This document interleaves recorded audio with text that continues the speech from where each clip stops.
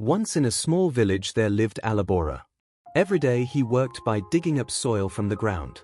He would load the soil onto his donkey and then go to sell it in the market.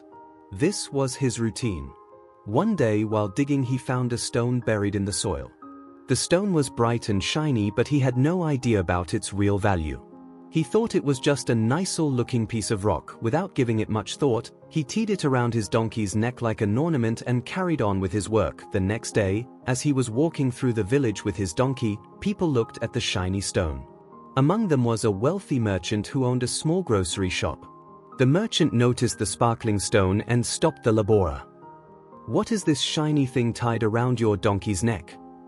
The merchant asked. The laborer smiled and replied, "Oh, this is just a stone I dug out of the ground yesterday. It looked different, so I tied it to the donkey." The merchant kept staring at the stone. He liked how it looked and thought it might be useful to decorate his shop, so he said, "Will you sell it to me?" The laborer thought for a moment and replied, "Yes, why not? If you want it, you can take it for 50 rupees. The merchant immediately agreed, paid him 50 rupees and took the stone. He tied it to the weighing scale in his shop so everyone who came in could see it. Customers noticed it every day and admired how beautiful it looked.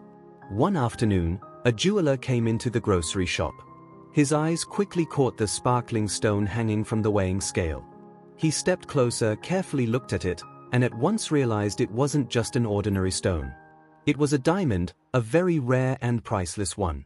Surprised, the jeweler asked the merchant, "Where did you get this stone? Why is it hanging here like this?" The merchant casually replied, "Oh, this. I bought it from a poor laborer for 50 rupees. It's just the nicest one to decorate my scale." The jeweler's heart started racing. He wanted the diamond. He said, "Will you sell it to me?" The merchant answered, "Yes, of course, if you want it, give me 100 rupees and you can take it." But the jeweler didn't want to spend that much, but he thought he could trick the merchant into selling it for less. So, he said, No, I'll give you 80 rupees. Take it or leave it." The merchant shook his head. "No, I won't take less than 100. If you want it, pay the price. If not, forget it." The jeweler frowned, thought for a moment, and then said, "Fine, I'll come back tomorrow. Maybe then you'll agree." He left, planning to return and bargain again.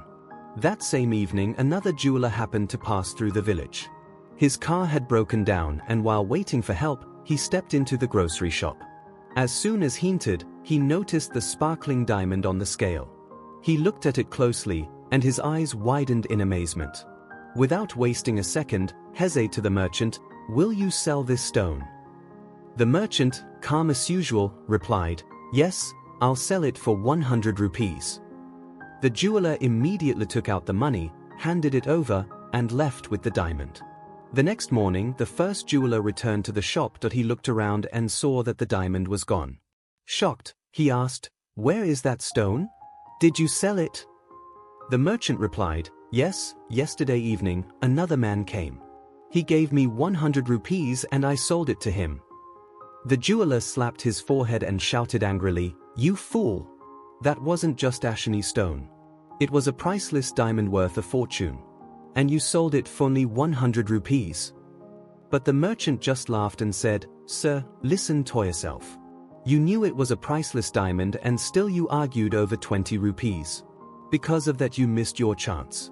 So tell me, who is the real fool, me who sold it or you who let it slip away?" The jeweler stood there speechless, regretting his mistake. This story gives us 3 lessons. First, don't be stingy in every matter. Save money only where it's really needed. Otherwise, you may lose something far greater. Second, don't miss opportunities. Sometimes trying to act too smart makes you lose what's right in front of you. Third, don't delay your work. There is an old saying, the best time to do something is now.